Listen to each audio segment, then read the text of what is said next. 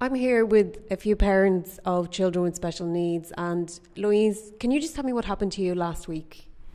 Yeah, I got a letter out. I have a son who's waiting for an assessment of need, and I got a letter out from the assessment of need to tell me that there's going to be changes made. So basically, they will not be doing any diagnostic assessments going forward. I've been told that I'm going to receive a screening questionnaire, and once I fill that questionnaire in, they will determine whether my child meets the disability, the term disability under the Disability Act. And if he does, then they will hold a screening, basically a PTA screening. And you got a second letter as well, didn't you? I did actually. On the same day, I got a letter to say that my other son, who's waiting for the early intervention team, is now that the appointment is cancelled for the 16th of May. So I was due to go in for a parent intake on the 16th of May, and that's now been cancelled. So I feel this is a direct result of the changes to the assessment of need. The staff that are currently doing the services that are currently in service at the moment are being pulled to now do these PTA assessments, and that's going to affect children that are both in services and waiting for an assessment of need, because the staff are being split in two. They literally don't have the staff to provide services. There's a 3 to 5 year wait for services within early intervention team and school age team, and that's just going to get worse now that they have to use the staff to provide these new PTA assessments. And Pamela, would you just tell me a little bit about the changes that are taking place with the new screening rather than the assessment of need that was done before, and what is the difference? Yeah, no problem at all. So up until April of this year, you apply for your assessment of need, and within the legislation, they had 3 months to start the assessments, and then another 3 months to complete it. During that, you would meet a multidisciplinary team. Your child would be assessed, and depending on whether the psychologist warranted it, you would then go on to have a diagnosis for your child. Under the new standard operating procedure for the assessment of need, the diagnostic element is being removed completely. Your child will, you have to complete the questionnaire for your child.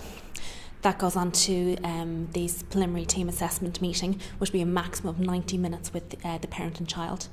Based on that, this team will decide whether or not your child has a disability, but they will not name it. They will not give you a diagnosis. Following from that, you move on to the next stage, which is then your child is put on the waiting list for services. As Louise mentioned, it can be anywhere from 3 to 5 years on waiting on services, and during that time you'll have no interventions, no diagnosis. Parents can't access information as they don't understand what's going on with their child, as they have no name for it. And then also it's very difficult for them to access additional educational supports because they don't have a name for what's going on with their child, whether it be autism, dyspraxia, sensory processing disorder, PDA, a multitude of different disabilities that's just not going to be diagnosed.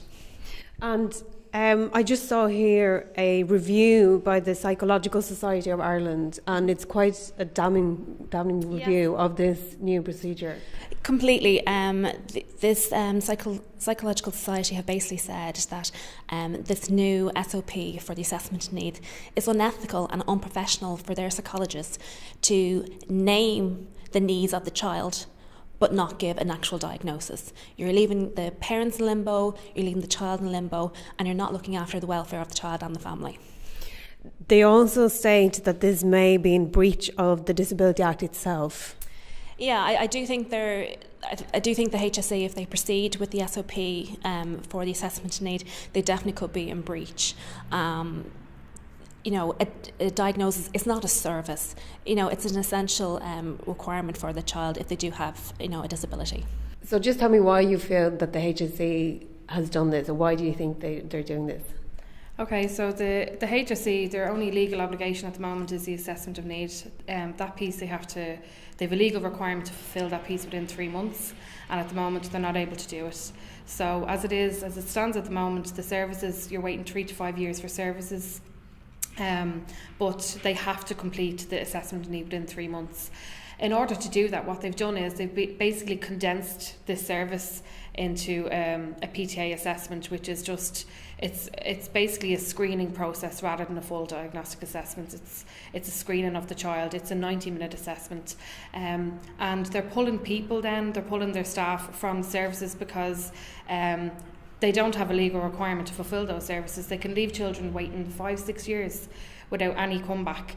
So they are pushing the staff now into the front line to do the assessment of need because they have a legal obligation, and parents are taking a stand in regards to the assessment of need. And this is the HSE's way of pushing back on parents.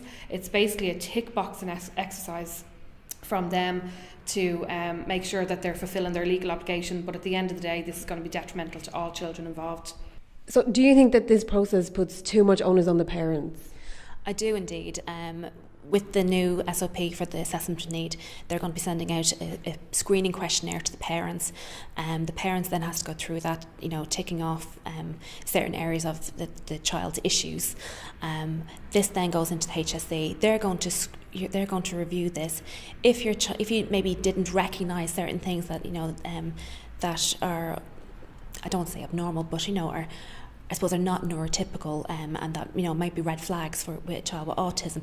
If you don't recognise that as a parent and you tick that box incorrectly, your child won't move to the next stage for screening.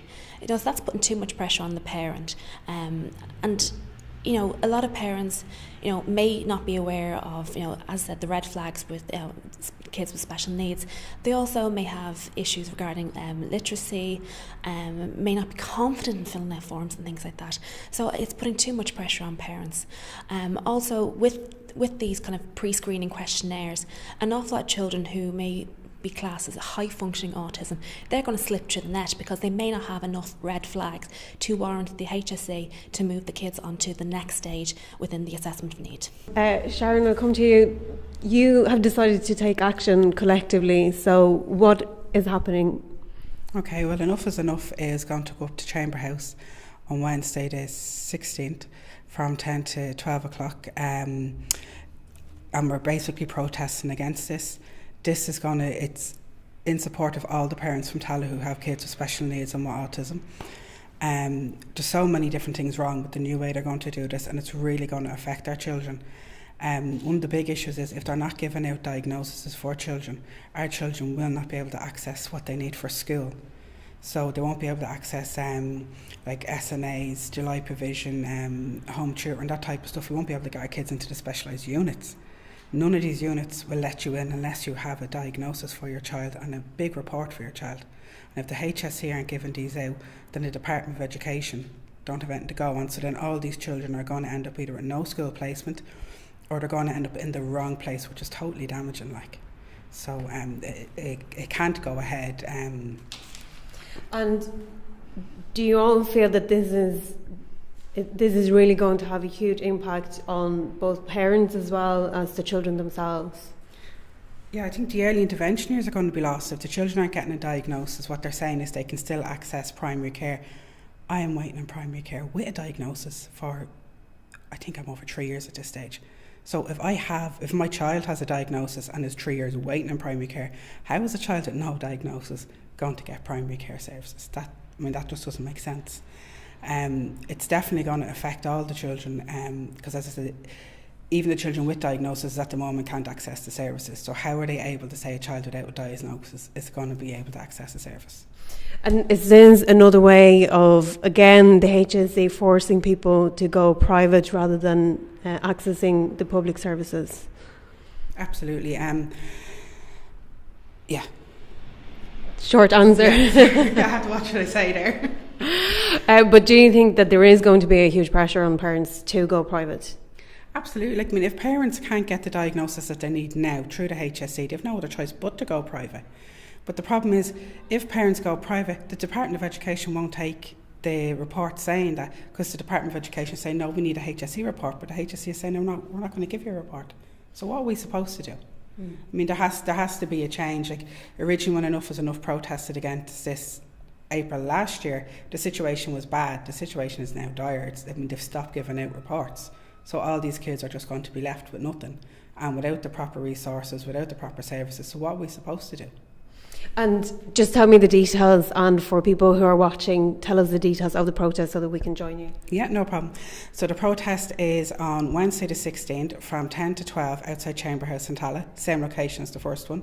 It is family friendly, so you can bring kids. It may be a little bit noisy or unsure of crowds, that type of thing, but that's the details of it. So anybody who's has a child on the spectrum, has any type of child in any type of services, they need to be there, because essentially you may not kind of understand the long-term effect, but this is eventually going to hit everybody in the pocket, because everybody's going to end up having to go private if they're not getting their diagnosis.